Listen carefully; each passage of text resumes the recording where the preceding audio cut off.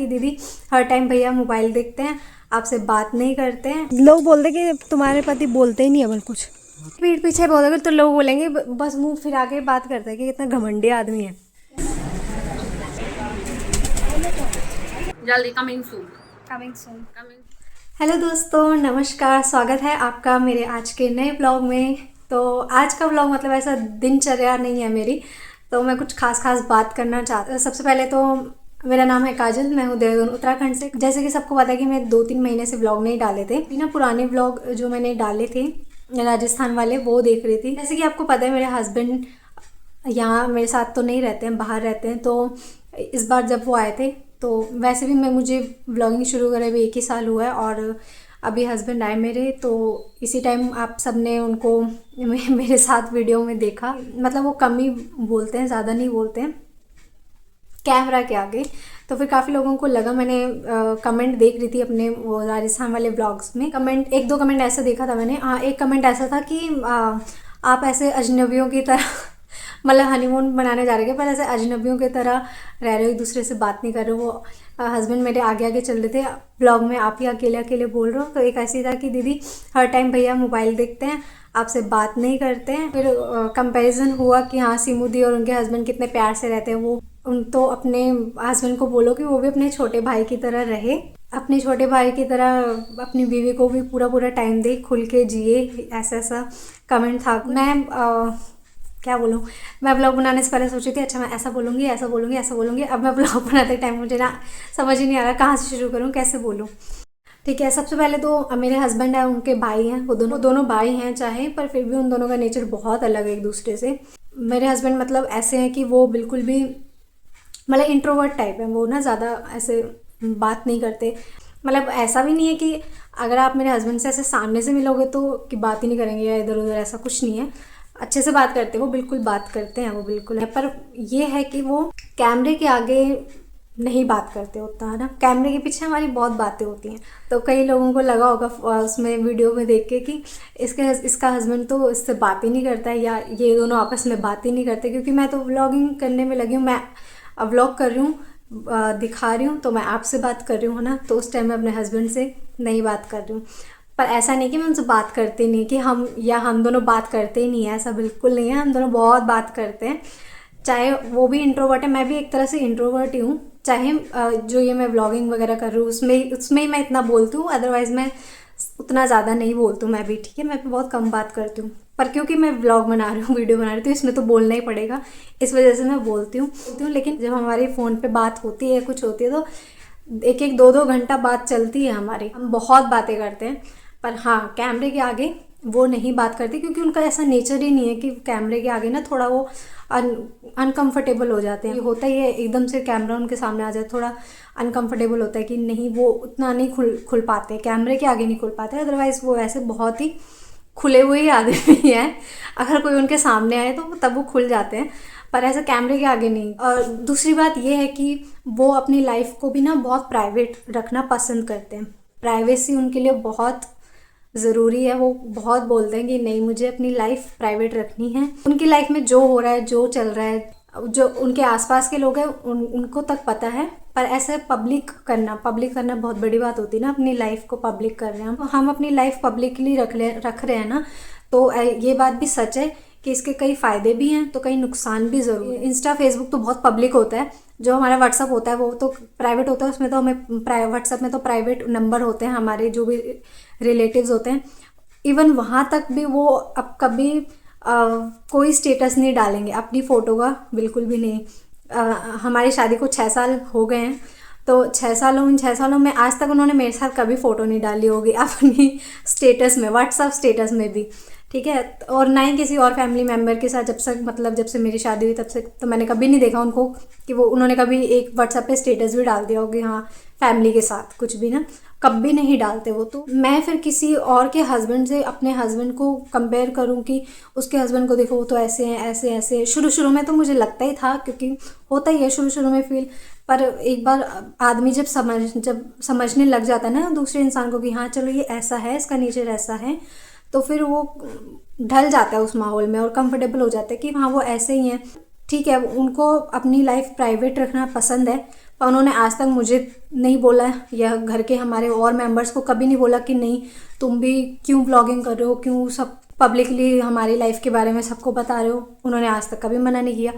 ठीक है, तो वो सिर्फ उनकी अपनी चॉइस है कि वो अपनी लाइफ प्राइवेट रखना चाहते हैं। आज तक उन्होंने कभी हमें इस बात के लिए कभी मना नहीं किया कि नहीं वीडियो मत बनाओ, ये मत करो या वो मत करो, ऐसा कभी भी नहीं बोला उन्होंने। जिसको जो अच्छा लगता है वो करे। तो अगर वो हमारी खुशी के लिए कभी हमें मना नहीं किया कि नहीं वीडियो मत बनाओ, ये मत करो, वो मत करो, तो हमें भी उनकी खुशी देखनी पड़ेगी ना। अगर उनकी खुशी उसमें कि वो इन सब से दूर रहना चाहते तो उसमें ही खुश हैं वो, तो हमें भी उनकी खुशी का भी ख्याल रखना चाहिए जैसे वो हमारी खुशी का ख्याल रख रहे हैं, है ना। फिर भी मैं यहाँ कुछ क्लिप्स डालूंगी। शायद दिवाली के टाइम पे हम घर की थोड़ा लाइटिंग वगैरह कर रहे थे छत पे, तो उस टाइम पे मैं कोशिश कर रही थी कि कुछ शायद कुछ बोले, थोड़ा सा बोले ब्लॉग में या कुछ भी ऐसे ना, कोशिश कर रही थी चिढ़ाने की भी उनको, वो करने की भी। तो वो भी देखिए आप कैसे कैसे किया मैंने। दुकान बंद कर मत छोड़ो ना, बेटे पागल चाहिए। देख रहे हो कैसे डांट रहे हैं। आप गोरे क्यों दिख रहे हो? हैं? गोरे क्यों दिख रहे हो? बोलो कुछ। क्या बोलूं? लोग बोलते कि तुम्हारे पति बोलते ही नहीं है बल कुछ। हाँ तो सही तो है। ना बल हंसते हैं, न बुलाते हैं, न बोलते हैं जानबूझ के। और उधर उधर खूब रहे चटपट बचाना गीत करूँ। हमारे सामने एटीट्यूड दिखा रहे हैं। आपने मुझे एहसान करके फ़ोन दिया। हाँ मैं लेते एहसान करके फोन पे। मेरे पति ने मेरे को टूटा हुआ फ़ोन दिया है, बल तू इसी लायक है, यही बोला ना आपने? ना तो क्या बोला? तो मुंह फेर के क्यों बात कर रही है? यही सामने आंखों में आंखें डाल के बोलो। तुम आप डाल के मैं अपना चलती। बोलो बोलो, क्या सामने देख के बोलो। इनके जाने हैं क्या? पीठ पीछे बोलोगे तो लोग बोलेंगे बस मुंह फिरा के बात करता है कि कितना घमंडी आदमी है। तो मां शुगर टेस्ट करो खाना। वो तो खाने के बाद करना है ना। फिर से बोलो। हाँ बोलो ना, अभी बोला था आपने, बोलो। मैं तारीफ नहीं जोड़े। दोस्तों ये आदमी क्या यार? जैसे ही मैं कैमरा ऑन करती हूँ तब कुछ नहीं बोलते, मुंह फुला के घुमा देते, और कैमरे के पीछे हंस हंस के बोलते रहेंगे। पता नहीं क्या दिखाना चाहते कैमरे के आगे, इनको जुबान ही नहीं खुलती। हाँ मेरी दुकान नहीं खुलती कैमरे के। बोलो कैसे बोल रहे थे भैया? हाँ तो आज जोर से। आज काजल ने मेरे लिए कुछ बनाया है। शायद लिट्टी चोखा ही है ना। लिट्टी तो अलग होती है यार, ये सिर्फ चोखा बनाया मैंने, बिहारी डिश। क्योंकि हमारा था दाल सासू माँ ने बनाई थी दिन में, और भात अभी बनाए थोड़े से। तो क्योंकि हम दिन में कहीं गए हुए थे तो दिन का खाना खा नहीं पाए, तो हमने सोचा अभी दाल भात बनाते, तो मैंने सोचा इसके साथ बिहारी स्टाइल में चोखा बनाते हैं, और वो देखते हैं पतिदेव खाएंगे तो कैसा लगता है। बिल्कुल। तो आज होगी जोरों से तारीफ। बढ़िया। अच्छा हो ना? दाल भात के साथ स्वाद अच्छा आता है उसका, चोखे का। तो हमने देखा ऐसे हैं वो, चाहे कैमरे के आगे वो इतना कंफर्टेबल नहीं है जो भी है, पर कैमरे के पीछे हमारा बॉन्ड बहुत अच्छा है, हमारा रिश्ता बहुत अच्छा है। ऐसा कुछ नहीं है कि हम अजनबियों की तरह रहते हैं या बात ही नहीं करते हैं, या वो मुझे प्यार ही नहीं करते हैं या मेरी केयर नहीं करते हैं, तो ऐसा कुछ नहीं है। उन्होंने हमेशा केयर की है मेरी, और हर जगह पे सपोर्ट भी किया मुझे, और व्लॉग्स वगैरह भी वो कभी नहीं देखते। औरों के तो छोड़ो, उन्होंने आज तक मेरा भी एक व्लॉग नहीं देखा होगा, मैं शर्त लगा सकती हूँ। उन्होंने सच में नहीं देखा एक भी मेरा व्लॉग, और मुझे इस बात का कोई गम भी नहीं है, कोई वो नहीं है कि हे भगवान मैं परेशानी हो जाऊँ कि कैसा पति है कि मेरा एक भी व्लॉग ही नहीं देखा इसने आज तक। पर नहीं, व्लॉग नहीं देखा इसका मतलब ये नहीं कि वो मेरे को जानते ही नहीं है, तो उनको मुझे जानने के लिए व्लॉग देखने की ज़रूरत नहीं है। वो जानते हैं मुझे अच्छे से, मैं भी उनको जानती हूँ, तो वो भी मुझे अच्छे से जानते हैं। तो व्लॉग नहीं देखना उनको नहीं पसंद है। कितने ही लोग ऐसे दुनिया में जो नहीं देखते हैं व्लॉग, जो देखना पसंद करते हैं तो वो उनकी अपनी चॉइस है, जो नहीं पसंद करते तो उनकी अपनी चॉइस है। तो कितने ही चैनल्स हैं जो हस्बैंड वाइफ साथ में बनाते हैं व्लॉग्स, वीडियोस जो भी हैं, पर मैं अब ये सोच के दुखी तो नहीं हो सकती या ऐसे कंपेयर तो नहीं कर सकती कि उसके पति को देखो वो तो कैसे कैसे व्लॉग में आ रहे हैं, हंस रहे हैं, और मतलब जो भी कर रहे हैं कैमरे के आगे आ रहे हैं, इतना बोल रहे हैं, नाच रहे हैं, ये कर रहे हैं, वो कर रहे हैं कि तुम क्यों नहीं कर रहे हो, तुम क्यों नहीं कर रहे हो। और इस वजह से ऐसे कंपेयर करके दूसरे के हस्बैंड को मैं अपने हस्बैंड से कंपेयर करके हमारे बीच के रिश्ते में फिर वो आ जाएंगी कि यार सोचो कि मैं उनको कैसा, मतलब मेरे हस्बैंड को कैसा फील होगा कि मैं उनको किसी दूसरे के हस्बैंड से कंपेयर करूँ कि वो तो ऐसा करते हैं, आप क्यों नहीं करते हो ऐसा। बुरा लगेगा उन्हें, क्यों नहीं लगेगा कि अगर उनकी जगह मैं अपने आप को रखूं और वो मुझे बोले कि उसकी वाइफ को देख वो तो ऐसे करती है, उसकी वाइफ को देख, तो अगर वो भी ऐसी दूसरों की वाइफ से मुझे कंपेयर करेंगे तो मुझे कैसा फील होगा, कितना बुरा लगेगा कि यार ये आदमी खुश नहीं है मेरे से तो ऐसी मैं भी सोचूंगी ना कि उनको कितना बुरा लगेगा। तो जो जैसा है हमें उसे वैसा ही एक्सेप्ट करना चाहिए और इसी में हमारी खुशी है और इसी में रिश्ता भी अच्छा रहता है। जैसे ही हम कंपेयर करने लगते हैं ना दूसरे से कि हाँ वो ऐसा है, ये ऐसा है, वो वैसा है, तो तब चीज़ें ख़राब होने लगती हैं। तो वही होता है ज़िंदगी में, हमारे पास जो भी है उसमें खुश रहना चाहिए, उसमें संतुष्ट रहना चाहिए और भगवान का शुक्र करना चाहिए कि वो हमें मिला है और उसमें अच्छी अच्छी चीज़ें देखनी चाहिए। तो दोस्तों जैसे कि आपको पता है कि मतलब लास्ट व्लॉग मैंने जब डाला था आज से 2-3 महीने पहले डाला था, राजस्थान माउंट आबू जब गए थे वहाँ का डाला था। उसके बाद मैंने व्लॉग नहीं डाला, पर उसके बाद हम जयपुर भी गए थे। वैसे हमारा जयपुर का कोई प्लान नहीं था, अचानक से बना वो, पर मैंने जयपुर का भी व्लॉग बनाया था और मैंने अब वो डाला ही नहीं क्योंकि बाद में मुझे जो भी हुआ उसकी वजह से मैंने डाला नहीं। तो आप ही देखिए आगे हमने मतलब जयपुर में हमने क्या क्या किया। पहले तो जयपुर जाने का हमारा ऐसा अचानक से प्लान इसलिए बन गया क्योंकि माउंट आबू से हमें दिल्ली जाने के लिए कोई बस ट्रेन कुछ नहीं मिली। फिर माउंट आबू से वापस हमें उदयपुर आना पड़ा। फिर हमें वहाँ से भी डायरेक्ट हमें दिल्ली की बस नहीं मिल रही थी, फिर हमें जयपुर आना पड़ा। उदयपुर से जयपुर भी बहुत दूर है। दिन में मिली हमें उदयपुर से जयपुर की बस। फिर जयपुर हम पहुँचे रात को 12-1 बजे। फिर बस में बैठे बैठे हमने ऑनलाइन होटल चेक किया और गवर्नमेंट होटल ही था एक। तो 12-1 बजे हम रात को होटल रूम में पहुँचे। तो वो होटल मतलब देखने में ऐसा था ना, पुरानी हवेली थी वो, एक तरह से होटल नहीं था वो हवेली थी। तो काफ़ी पुरानी हवेली थी, एकदम सुनसान। और हम रात को 1 बजे पहुँचे ना, इतना डर लग रहा था मुझे और कोई लोग नहीं दिख रहे थे और ऊपर से इतनी पुरानी हवेली, ऐसा अजीब सा लग रहा था मेरे को। ये है हमारा रूम। जैसे पुरानी कोठियाँ हवेलियाँ होती थी ना, बहुत ही ऊंची छत है इसकी, इतनी ऊंची छत है ना सच में। यहाँ से होता है बाथरूम शुरू। तो ये है सिंक, ये खुला बाथरूम है, देखो कोई दरवाज़ा नहीं है, मेन दरवाज़ा यही, ये बंद करके खुला यहाँ पे नहा सकते हैं। तो ये दोस्तों अगले दिन सुबह उठी मैं, तब मैं रिकॉर्ड कर रही थी। तो अब देख सकते हो बाहर से हवेली कैसी दिख रही है, एकदम सुनसान थी, कोई नहीं दिख रहा था। और तो रात को कितना डर लग रहा होगा, अभी सुबह ही सुबह इतना सुनसान सा लग रहा है, रात को तो और ज़्यादा अजीब लग रहा था मुझे देख के। तो आप देख सकते हो। फिर फाइनली दोस्तों हम तैयार होके होटल से, हमारा चेकआउट का टाइम हो गया था और तब तक हम बैठ गए नाश्ता करने के लिए। नाश्ता होटल में इंक्लूड था। और ये आ गई हमारी दाल भाजी और आलू भाजी और पूरी। इनको देखो, डोगेश भाईस। फिर दोस्तों हमने कैब बुक करी और कैब से ही निकल पड़े हम जयपुर की सैर करने, जयपुर देखने, घूमने। और बाहर आप देख सकते हो सारी लाल लाल इमारतें नज़र आ रही हैं। तो दोस्तों सबसे पहले हमने देखा मौज महल मतलब ऐसा म्यूज़ियम टाइप ही था। वहाँ सारे ऐसी भूल भुलैया, लाइटिंग वाइटिंग का सीन था और मतलब मेन बच्चों के लिए सही था।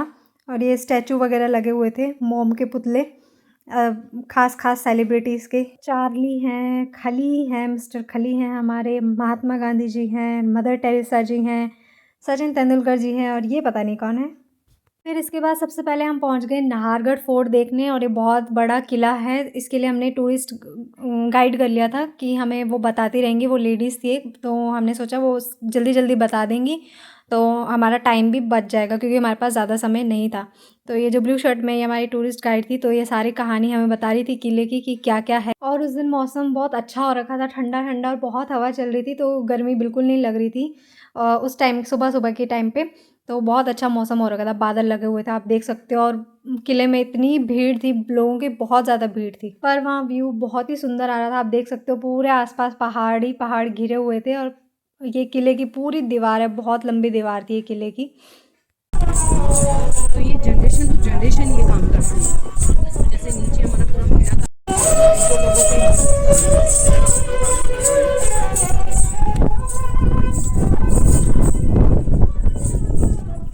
तो यहाँ दोस्तों हम ये परेड ग्राउंड, पूरा ग्राउंड देख रहे हो, बहुत बड़ा ग्राउंड था यहाँ। मतलब राजा महाराजा अपने फंक्शंस वगैरह करते थे, बड़े बड़े समारोह यहीं हुआ करते थे, तो काफ़ी बड़ा ग्राउंड था। तो दोस्तों मैं यहाँ पूरा किला रिकॉर्ड कर रही थी और मेरे हस्बैंड टूरिस्ट गाइड के पीछे पीछे थे। मतलब पूरा उनकी पैसा वसूल चाहिए था उनको, तो टूरिस्ट गाइड से पूरी कहानी सुन रहे थे किले की और मैं बस रिकॉर्ड कर रही थी और मैं अब उनके पास जा रही हूँ। ये जो पार्ट हम देख रहे हैं इसको बोलते हैं दीवाने आम।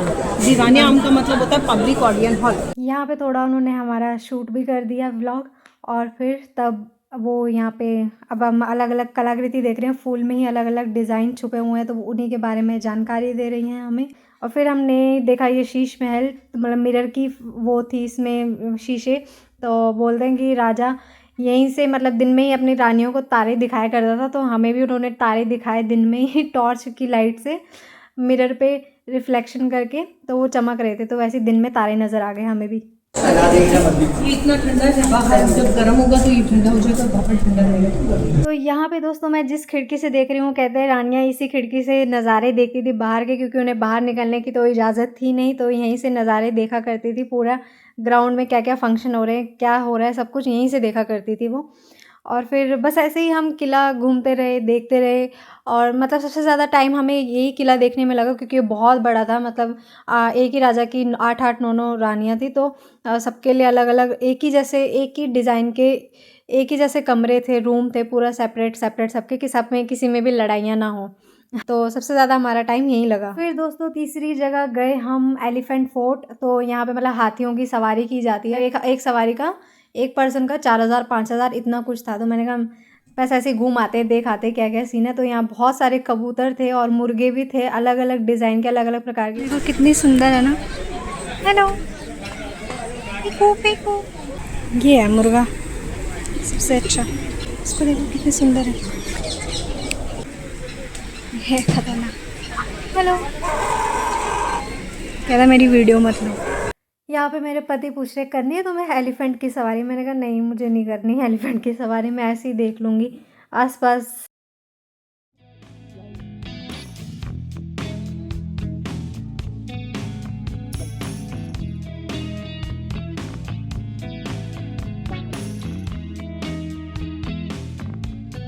तो ये है दोस्तों एलिफेंट राइड, ये अंग्रेज़ी बैठे हैं इसके ऊपर सवारी करने के लिए। मतलब 15 मिनट की सिर्फ राइड थी और वो भी 4-5 हज़ार एक का, तो मतलब लगा लो 15 मिनट में 4-5 हज़ार ऐसे ही खर्च हो जाएंगे। मैंने कहा ऐसे ही देख लेंगे हम, कोई बात नहीं।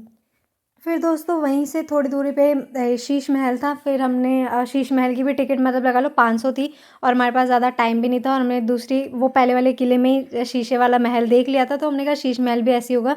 फिर हम शीश महल नहीं देखा, हमने सीधा किला अंदर देखने आ गए, वही नाहरगढ़ फोर्ट में। नाहरगढ़। तो दोस्तों हम आ रहे थे नाहरगढ़ फोर्ट पे। तो ये दोस्तों हम पहुंच चुके हैं कल की बुर्ज में। तो यहाँ से काफ़ी शहर दिखाई देता है।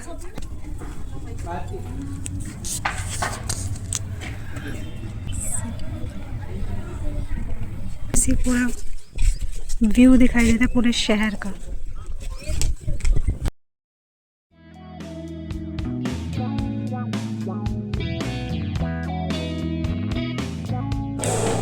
ये वॉल्स भी इतनी सुंदर पेंटिंग्स कर रखी हैं।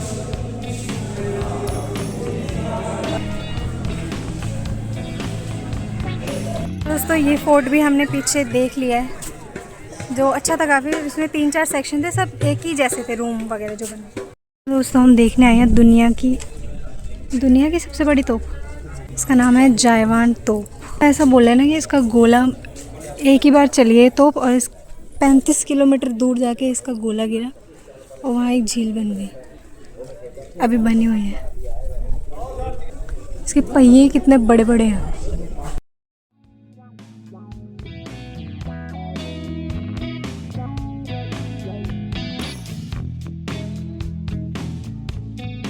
तो दोस्तों देखो आप कितना सुंदर व्यू है, और जो पानी के बीच में जो महल दिखाई दे रहा है वो जल महल है। वहाँ जाने की एंट्री किसी को भी नहीं है, पर ये है कि वो बाहर से देख सकते हैं सिर्फ, बाकी सब पहाड़ों से ढका हुआ है। और ये किला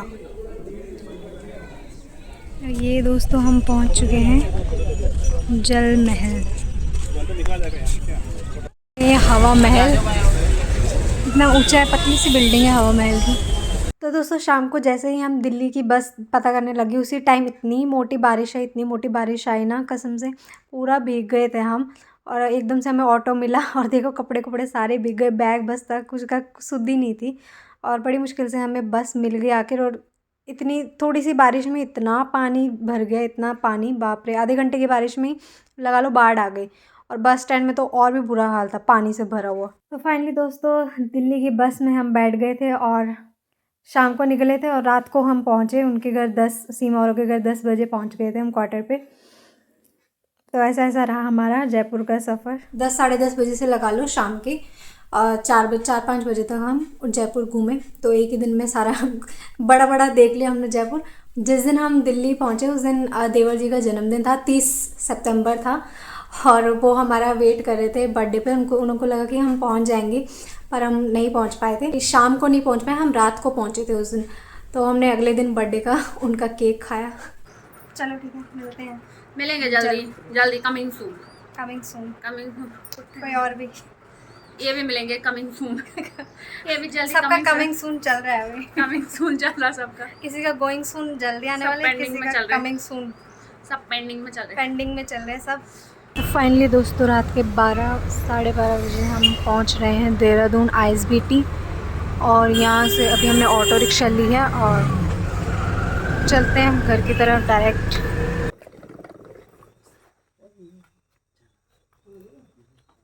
तो बस दोस्तों ये थी मेरी हस्बैंड की कुछ बातें। मतलब नॉर्मल है, हो भी सकता है मुझे भी, मैं भी अगर शायद किसी का व्लॉग देखूं जिसके हस्बैंड को मैं नहीं जानती, अगर वो थोड़ा अलग सा बिहेव करे तो मैं भी सोच सकती हूँ कि यार शायद ये आपस में ऐसे ही रहते हैं, बात नहीं करते या जो भी है। तो कोई बात नहीं, तभी मैंने सोचा कि थोड़ा डाउट क्लियर कर देना चाहिए आप लोगों का। तो बस फ़िलहाल आज का वीडियो हम यहीं पे एंड करते हैं। फिर मिलेंगे अगले वीडियो में, अगले व्लॉग में नई चीज़ों के साथ। तब तक के लिए अपना ध्यान रखें, ख्याल रखें। बाय।